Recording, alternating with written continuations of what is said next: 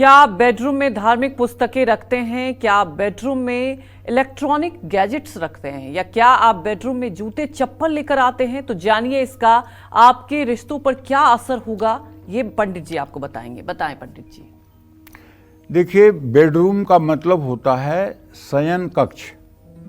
Bedroom और bed ये दोनों शुक्र ग्रह का प्रतिनिधित्व करते हैं। जिसकी कुंडली में शुक्र जितना मजबूत स्थिति में होगा, उस व्यक्ति का बेडरूम उतना ही देखने लायक होगा और उस व्यक्ति के बेडरूम की साज सज्जा उतनी ही वैभवशाली होगी। और जिसका शुक्र जितना कमजोर होगा, उसका बेडरूम उतना ही घटिया होगा। तो बेडरूम में इलेक्ट्रॉनिक्स गैजेट्स को ज़्यादा इस्तेमाल करने से भी कलेश होता है।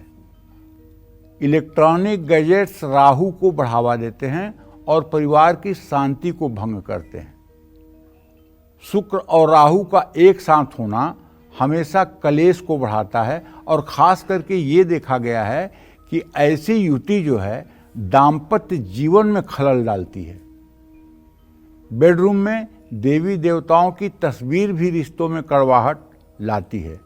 अगर आपको अपने बेडरूम में कोई देवी देवता का चित्र लगाना है तो सिर्फ एक देवी देवता ऐसे हैं जिनका चित्र आप लगा सकते हैं, वो है राधा कृष्ण।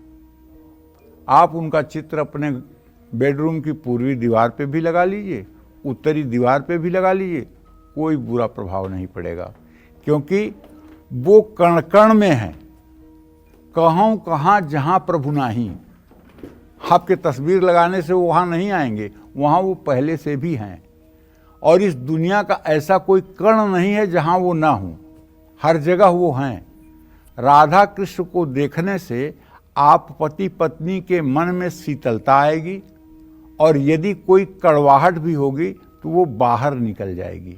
इसलिए मैं आपको सलाह दे रहा हूँ कि राधा कृष्ण की बहुत सुंदर लगने वाली प्रतिमा आपको अपने बेडरूम में लगा सकते हैं। या फिर प्रेमी परिंदे, फेंग शुई में आता है प्रेमी परिंदा, जिसमें दो बड़े पंछी होते हैं और दो छोटे पंछियों को चारा चुंगा रहे होते हैं।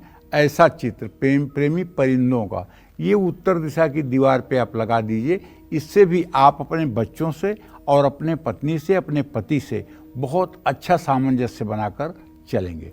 हाँ, बेडरूम में रामायण, महाभारत या युद्ध की तस्वीरें ये नहीं लगाना चाहिए। बेडरूम में किसी धार्मिक गुरु, चालीसा या धर्म ग्रंथ को भी नहीं रखना चाहिए। बेडरूम में काले रंग की चीज़ों को बिल्कुल ना रखें।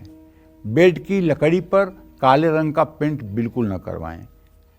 काला रंग बेडरूम में शनि और शुक्र को एक साथ ले आता है। इससे पति पत्नी के रिश्तों में दरार आसानी से आ सकती है।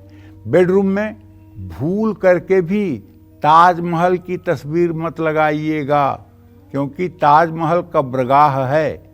देखने में सुंदर है, मैं मना नहीं करूंगा, आगरा जाइए 10 बार देख के आइए, लेकिन अब चूंकि वो कब्रगाह है,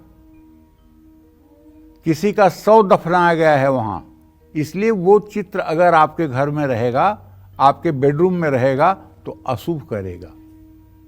अपने बेडरूम में मायूस या डरावनी तस्वीरें भी आपको नहीं लगानी चाहिए। जो लोग अपने बेडरूम में जूते चप्पल लेकर आते हैं, उनके घर में कलेश होता है। अगर आपके बेडरूम में एक चप्पल यहाँ पड़ा हुआ है, दूसरा चप्पल दूसरे कोने में पड़ा हुआ है, एक जूता यहाँ पड़ा है, दूसरा जूता उस कोने में पड़ा हुआ है, पक्का मानिए कि ऐसे घर के लोग लापरवाह और अव्यवस्थित होते हैं। हर घर में जूते के लिए एक शू रैक होना चाहिए। भले ही आपका छोटा घर है, लेकिन जूता रखने का एक स्थान आपको नियत करना चाहिए, जहां घर के हर लोग जूता चप्पल उतारें और अगर पहनना हो तो वहीं से लें।